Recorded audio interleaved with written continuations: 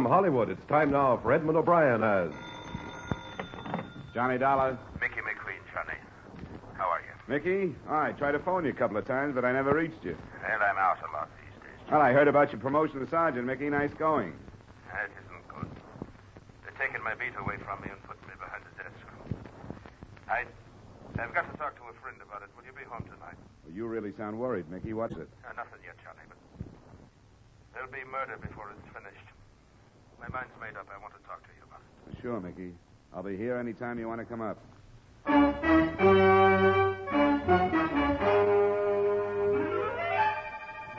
Edmund O'Brien in a transcribed adventure of the man with the action-packed expense account, America's fabulous freelance insurance investigator. Yours truly, Johnny Dollar.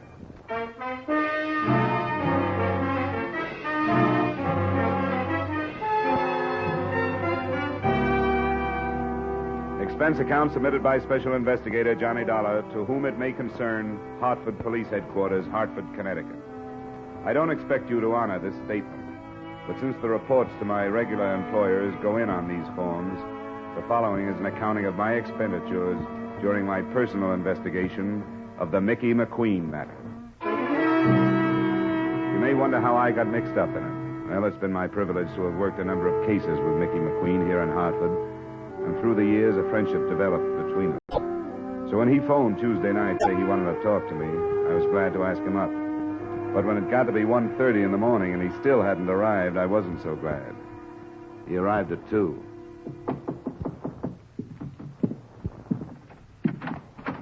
I'm sorry I'm late, Johnny. Yeah, what held you up? I was about to drop off. I had to think, Johnny. Ah. You're in uniform, Mickey. What about your beat? Yeah, my beat won't miss me. After 20 years of walking it from dark till dawn, checking its doors and passing the time of night with its people, drunk and sober. Is it too late for a drink, Mickey? I got your brand, some Irish. Yes, that was good of you. I've been a good policeman, Johnny. I can say that without sounding like I'm stuck on myself, can't I now? Oh, I've never heard anybody else say anything else, Mickey. And I've got more friends to my credit than I have arrests. I'll say that. But I've got a quiet beat. I think there are quieter beats in town. Maybe you're lucky. Here's to it. All right. But be careful what it is. There's murder being done and planned right this minute, Johnny, and them that could stop it don't have the heart, right or wrong. What are you talking about? I know what I'm talking about. Are you feeling all right? Feeling all right?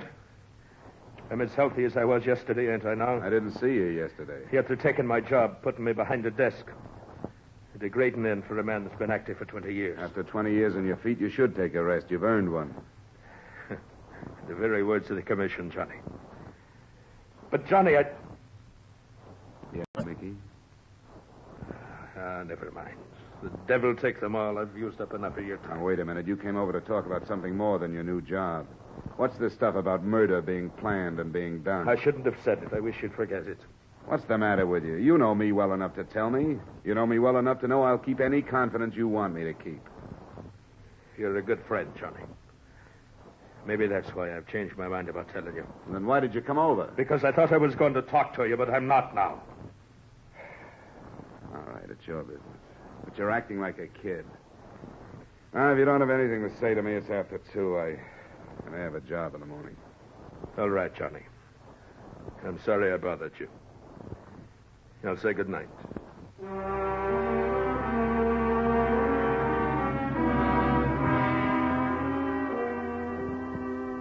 I didn't sleep very well for the rest of the night. In sort of a half doze, parts of Mickey's conversation kept coming back to me. And the more sleep I lost over it, the more I wished I had been less grumpy and more sympathetic. There wasn't a job for me the next day, and right afternoon I decided to stop by his apartment and find out his mood when he was off duty.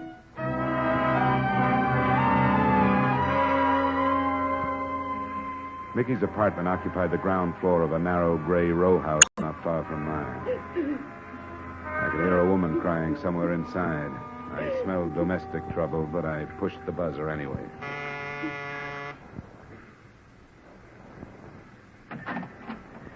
Are you the... I'm Johnny Dollar, a friend of Mr. McQueen's. Oh, yeah, Johnny Dollar. He said to phone you if I ever needed... Is he home? In there. She pointed in the direction of a door, smaller than the outside door, the door to either a bathroom or a closet. It was a closet. The clothes were bunched at one end of the rod, and from the other, still in uniform, his own polished leather belt drawn tightly around his neck, hung Mickey McQueen. I walked back into the lace-curtained living room. The woman who had let me in was in her middle 30s. She wore too much makeup, and her white blonde hair was anything but natural. She had stopped crying, and she acted as if she were waiting for me to start something. Well, what about it? Do you explain yourself, or do I get 3 guesses? Never mind that look. I only live here. Oh? I didn't know Mickey had a wife. Oh, maybe he was ashamed of me. My name is Thelma. Sorry, Thelma. You're an old friend of Mickey's? Yeah, but he never told me about you. Had you seen him lately? Yeah, last night. First he phoned me, then he came by to talk to me. What did he say? I'm not sure. He was pretty handy with double talk. Maybe I was supposed to understand it, but I didn't. What was it about? About his job, change he was making, and something about murders being planned and done, and nobody doing anything to stop them. Then he didn't tell you What? that I was leaving him. He's never mentioned you. Why were you leaving him? Well, because it was all wrong. I never should have married him in the first place. Why did you? Because he was the kindest, most wonderful man that ever lived. Does that answer your question? Not quite. Is there more? Did you know his first wife? Yeah. Well, then I guess you know he took her death pretty hard. They'd been married 10 years. I met him after she died. He was lonely, and so was I. Well, he was pretty wonderful to me. I thought I could help him. It wasn't because of him I was leaving. It was me. But I never thought he'd do this. I don't think he did. What do you mean?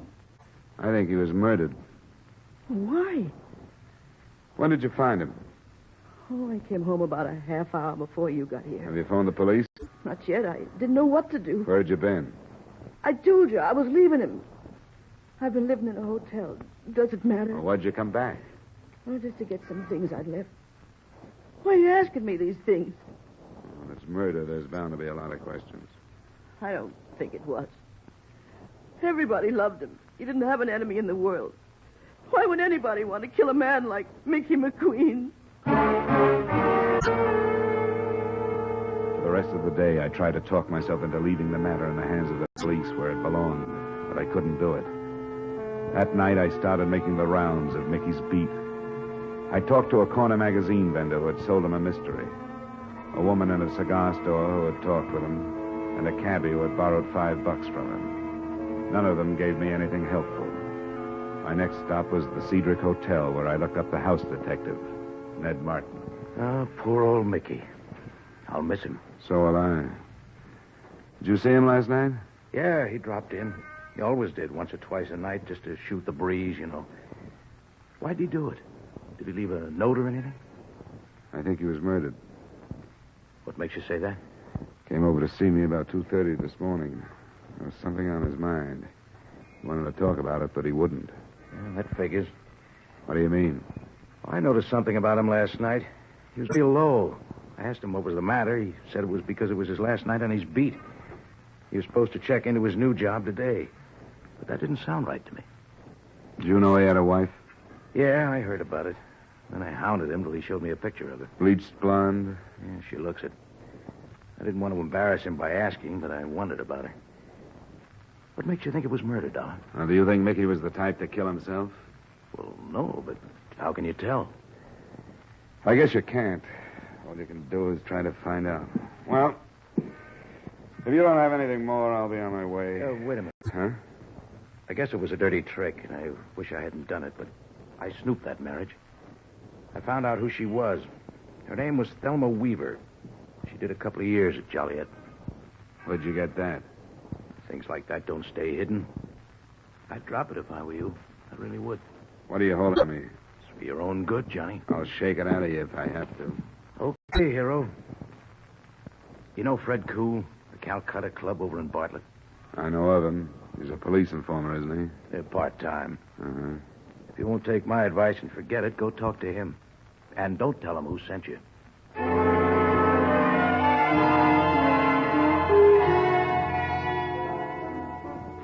What do you want?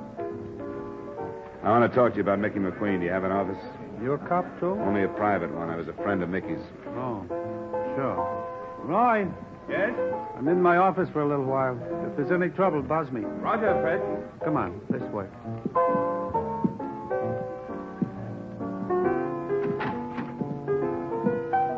Got quite a crowd tonight, Fred. Sure, sometimes I get a lot of out-of-town trade. Did you see Mickey last night? No, I didn't. I get along fine with Mickey. He won't take any payoff, but he don't push me around. How is he? Do you know his wife? His wife. I didn't even know he was married. Her name was Thelma Weaver before Mickey married her. She did some time in Joliet. Why do you bother me with this? I got work to do. You knew Mickey was dead. No, I didn't know that. I don't see how it would be enough, but it struck me that if somebody knew he was married to an ex-con, they might try to use the information. I suppose you're right.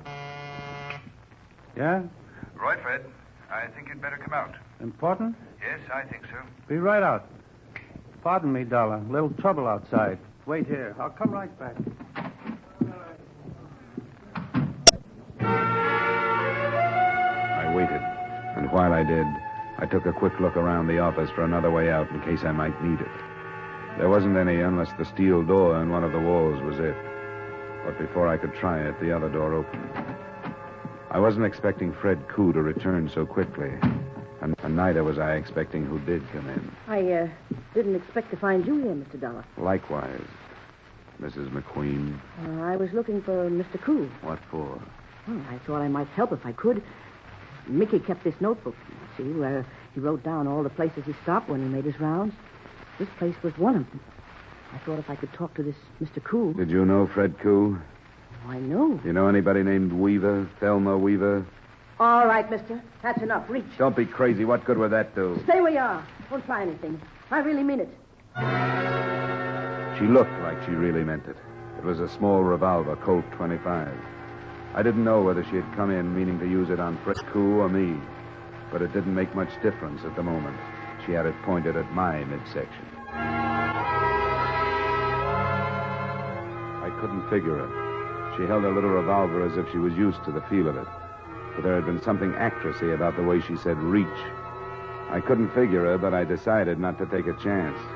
I grabbed up the inkwell from the desk and threw not it, but the contents at her. Hey, what's it? Okay, drop it. Drop it. Drop it. Now sit down. All right.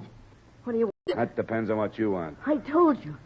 I want to find out who killed Mickey. At the apartment earlier today, you didn't think anybody had. What about it? All right, Johnny. How much do you know? That your name was Thelma Weaver, that you spent 2 years in Joliet. That's right. And after 2 years in that place, I didn't want to go back to the life and start all over again. I gave the bunch in Chicago the slip and came here. I was hanging around trying to pick up enough to pay my way to Florida or someplace, and that's how I met Mickey. He arrested me. Vagrancy. What a laugh. He showed in court the next morning and got me released in his custody. Oh, he treated me like a daughter. He loaned me some money, offered to get me a job, and I really felt for the first time like I could start life all over again. Oh, I know it sounds corny, but... But good. You make it sound real good. You don't believe me, do you? Sure. I believe you as far as you've gone. I even believe the part about starting a new life. You saw that Mickey had a heart as big as the city, and you didn't lose any time moving into it. That was smart. It was about the safest hiding place you could have found. For you, but not for Mickey. How did I know about Fred Koo? Somebody spotted me and told him. And he didn't waste any time getting in touch with Chicago. Those men out there, they all from Chicago? Well, most of them. Did you spot the tall one? He talks with an English accent. Yeah, I remember him. Roy? That's him. He came first. He checked the possibilities on Mickey's beating. Then he found out about Mickey being moved over to a new job. Where was he being moved? Some desk job. Where? At the police arsenal. The arsenal. How did Roy find that out? I told him. I had to. He made me tell him. What are Roy's plans, do you know? Yeah, the Marquardt building. The one that has all the wholesale jewelers. Nah, that's no good. Mickey was supposed to help them with a job of that size if they'd reveal that he was married to an ex-con. That's not enough. They must have more than that on you or him. Well, I might as well tell you. Can't hurt me now any more than I've been hurt. His name is Weaver. I'm married to him. He threatened to bring bigamy charges unless Mickey helped him. That would do it. With your record, bigamy would be a long stretch. Yeah, 5 years. Mickey would do almost anything rather than cause me that. Who killed him? Roy did. I wasn't there. I swear I wasn't. But they met him after he got through work at 5:30 this morning. Why did they kill him? Mickey was all ready for his new job, and he had the keys to the arsenal. Here's your gun. If you're on the level, you may need it, and the caliber's too small to do me any good. What are you going to do? I'm going to the police. Why not use the phone? It'll be tapped, and it would take too long to explain it. That bunch would be in here before I got started. I wouldn't try it if I were you. Where are you going, Dollar? I'm going home. I was waiting for Fred Q, but I guess he decided not to bother. Fred had to leave. Did Mrs. Weaver entertain you with her sordid story? Yeah, it was very pleasant. She's a charming girl. You were going home to think about it. Well, if you don't mind, get out of my way. Carl, Benson. I'm afraid I do mind. I couldn't chance having Fred interrupted at the arsenal. Get out of my way! Hey, where you gone? Come on! That's enough! Ah, that's fine, Carl. Now, shall we go back to the office and wait? Bring him along, Carl. It's a pity you became involved in this, Dollar. I'd hoped there wouldn't have to be any more violence. You did stop him. Yes. Thanks for the buzz, darling. Oh, it was a pleasure. Look what the skunk did to my dress. Did Fred get started all right? He's well on his way. Should be back within the hour. Hey, Mr. Weaver, what do we do with this guy? Oh, keep him out of the way. Put him in there. And see that he stays quiet. Sure. Hey, you. Turn around.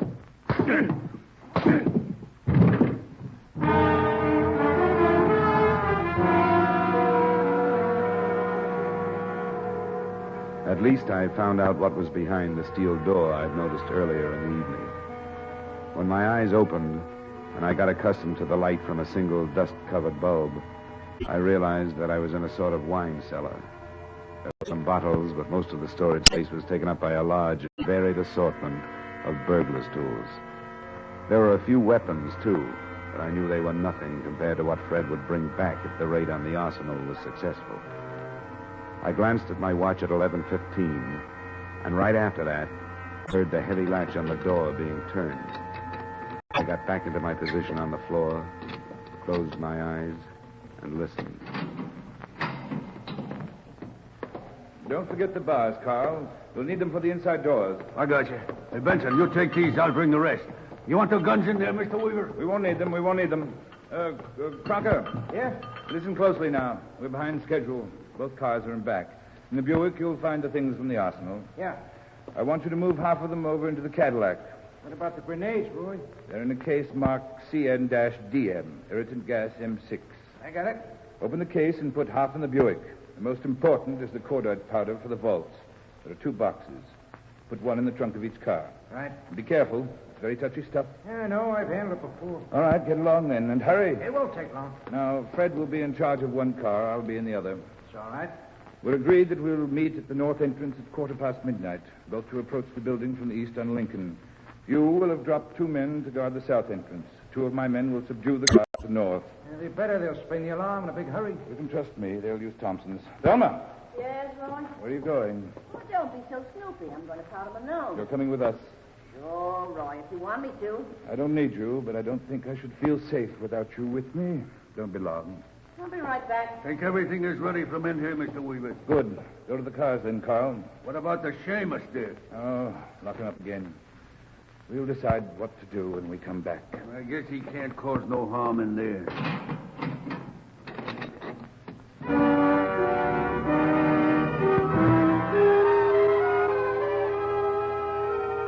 I tried to force the door that time using one of the bars they had left behind, but I couldn't do anything with it.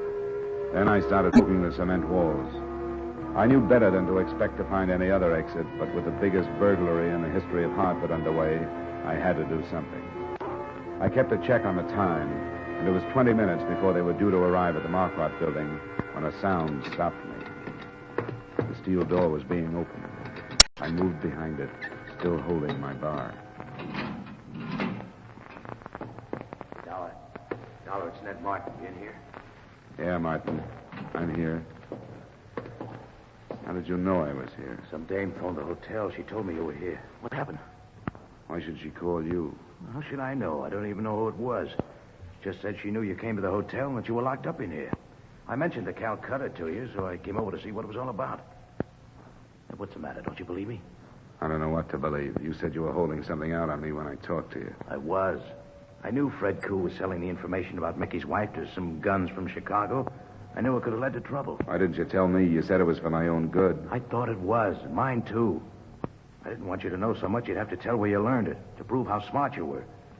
I don't like this kind of stuff. You got a car? Yeah, but it stays right where it's parked till you tell me what's going on. This Chicago bunch raided the police arsenal. They're armed with everything from cordite to Tommy guns. They're going into the Marquardt building in less than 20 minutes. What's that? Wholesale jewelers. Would you take me out there?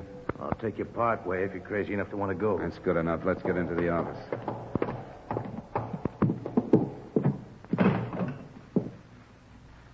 It's dead. Who'd you want? Police? Yeah. We could stop on the way. It'll take us 15 minutes to get to the Marquardt building. If we run into a patrol car on the way, we'll stop it. If we don't, you can drop me and then phone in. Where's your car?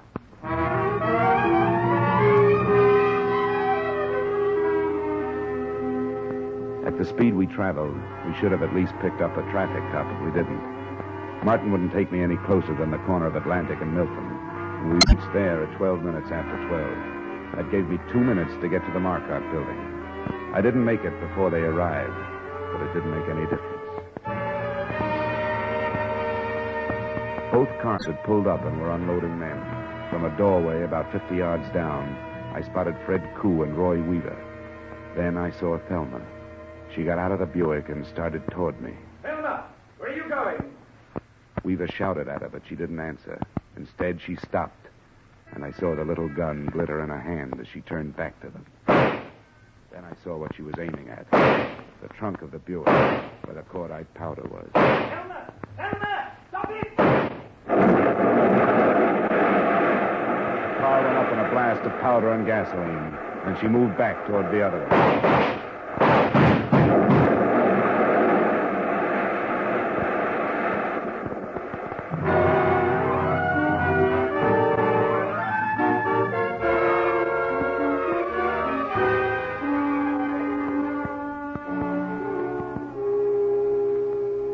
And that was it.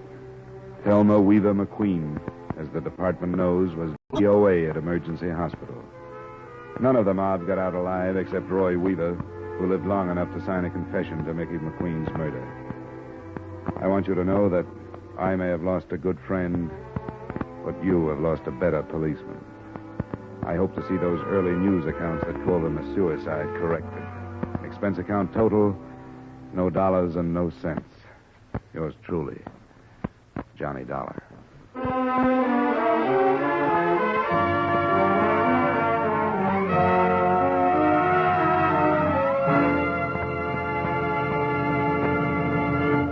Yours truly, Johnny Dollar, stars Edmund O'Brien in the title role and is written by Gil Dodd with music by Wilbur Hatch. Edmund O'Brien's latest picture is the Paramount Pictures production, The Redhead and the Cowboy. Featured in tonight's cast were Bill Conrad, Martha Wentworth, Herb Butterfield, Jack Moyles, and Ray Hartman. Yours truly, Johnny Dollar, was transcribed in Hollywood by Jaime Del Valle. This is Dick Cutting inviting you to join us next week at this time when Edmund O'Brien returns as Yours truly, Johnny Dollar.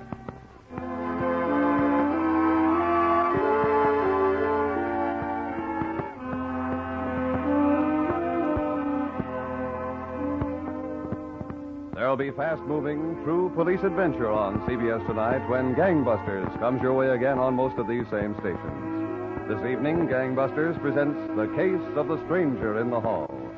Stay tuned now for 5 minutes of the latest news.